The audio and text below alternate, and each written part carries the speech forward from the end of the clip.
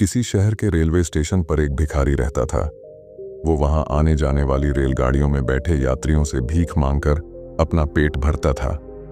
एक दिन जब वह भीख मांग रहा था तो सूट बूट पहने एक लंबा सा व्यक्ति उसे दिखा। उसने सोचा कि यह व्यक्ति बहुत अमीर लगता है, इससे भीख मांगने पर यह मुझे जरूर अच्छे पैसे देगा। वह उस लंबे व्यक्ति से भीख मांगने लगा। भिखारी को देखकर उस लंबे व्यक्ति ने कहा, तुम हमेशा मांगते ही रहते हो, क्या कभी किसी को कुछ देते भी हो? भिखारी बोला, साहब मैं तो भिखारी हूं, हमेशा लोगों से मांगता ही रहता हूं। मेरी इतनी औकात कहां कि किसी को कुछ दे सकूं। लंबा व्यक्ति बोला, जब किसी को कुछ दे नहीं सकते तो तुम्हें मांगने का भी कोई हक नहीं है। मैं एक व्यापारी हूं और लेन देन में ही विश्वास करता हूं। अगर तुम्हारे पास मुझे कुछ देने को हो तभी मैं तुम्हें बदले में कुछ दे सकता हूं। इतना कहने के बाद वह लंबा आदमी ट्रेन में बैठकर चला गया। इधर भिखारी उसकी कही गई बात के बारे में सोचने लगा। उस लंबे व्यक्ति के द्वारा कही गई बात उस भिखारी के दिल में उतर गई। वह सोचने लगा कि शायद मुझे भीख में अधिक पैसा इसीलिए नहीं मिलता क्योंकि मैं उसके बदले में किसी को कुछ दे नहीं पाता हूं। लेकिन मैं तो भिखारी हूं, किसी को कुछ देने लायक भी नहीं हूं। लेकिन कब तक मैं लोगों को बिना कुछ दिए केवल मांगता ही रहूंगा? बहुत सोचने के बाद उस भिखारी ने निर्णय किया कि जो भी व्यक्ति उसे भीख देगा उसके बदले में वह भी उस व्यक्ति को कुछ जरूर देगा। लेकिन अब उसके दिमाग में यह प्रश्न चल रहा था कि वह खुद भिखारी है तो भीख के बदले में वह दूसरों को क्या दे सकता है। इस बात को सोचते हुए 2 दिन हो गए, लेकिन उसे अपने प्रश्न का कोई उत्तर नहीं मिला था। तीसरे दिन जब वह स्टेशन के पास बैठा हुआ था तभी उसकी नजर कुछ फूलों पर पड़ी जो स्टेशन के आसपास के पौधों पर खिल रहे थे। उसने सोचा, क्यों ना मैं लोगों को भीख के बदले कुछ फूल दे दिया करूं। उसको अपना यह विचार अच्छा लगा और उसने वहां से कुछ फूल तोड़ लिए। अब वह ट्रेन में भीख मांगने पहुंचा। अब जब भी कोई उसे भीख देता तो उसके बदले में वह भीख देने वाले को कुछ फूल दे देता। उन फूलों को लोग खुश होकर अपने पास रख लेते थे।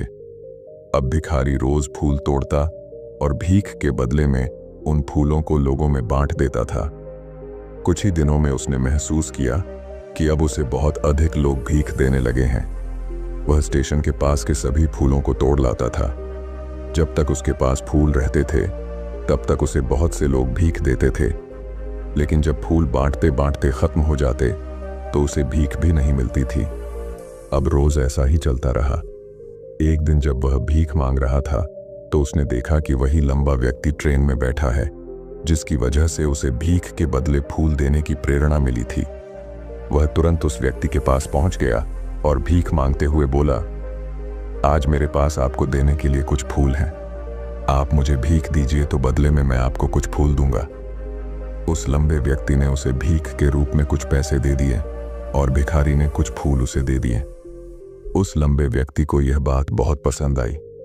वह बोला, वाह क्या बात है, आज तुम भी मेरी तरह एक व्यापारी बन गए हो। इतना कहकर फूल लेकर वह लंबा व्यक्ति अपने स्टेशन पर उतर गया। लेकिन उस लंबे व्यक्ति द्वारा कही गई बात एक बार फिर से उस भिखारी के दिल में उतर गई।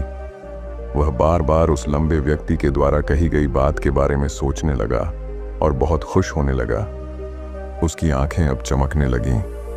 उसे लगने लगा कि अब उसके हाथ सफलता की वह चाबी लग गई है जिसके द्वारा वह अपने जीवन को बदल सकता है।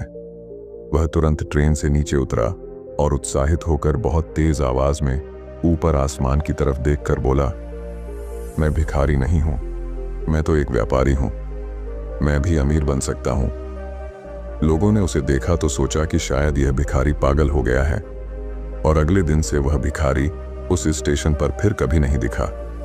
लेकिन 6 महीने बाद इसी स्टेशन पर 2 व्यक्ति सूट बूट पहने हुए यात्रा कर रहे थे। दोनों ने एक दूसरे को देखा तो उनमें से एक ने दूसरे से हाथ मिलाया और कहा, क्या आपने मुझे पहचाना? दूसरा व्यक्ति बोला, नहीं, क्योंकि मेरे हिसाब से हम लोग पहली बार मिल रहे हैं।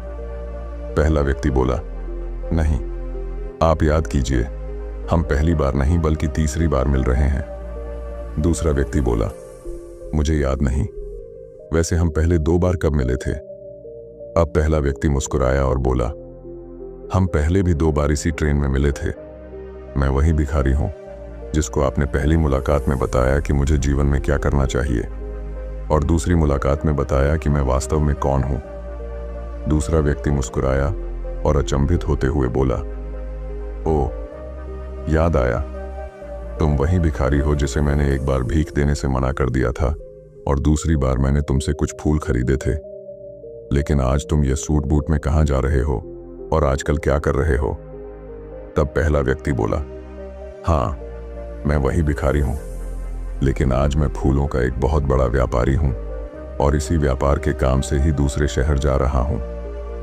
कुछ देर रुकने के बाद वह फिर बोला, आपने मुझे पहली मुलाकात में प्रकृति का वह नियम बताया था जिसके अनुसार हमें तभी कुछ मिलता है जब हम कुछ देते हैं। लेन देन का यह नियम वास्तव में काम करता है।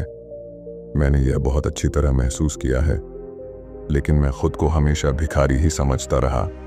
इससे ऊपर उठकर मैंने कभी सोचा ही नहीं। और जब आपसे मेरी दूसरी मुलाकात हुई तब आपने मुझे बताया कि मैं एक व्यापारी बन चुका हूं।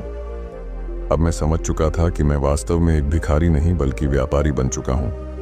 मैंने समझ लिया था कि लोग मुझे इतनी भीख क्यों दे रहे हैं, क्योंकि वह मुझे भीख नहीं दे रहे थे बल्कि उन फूलों का मूल्य चुका रहे थे।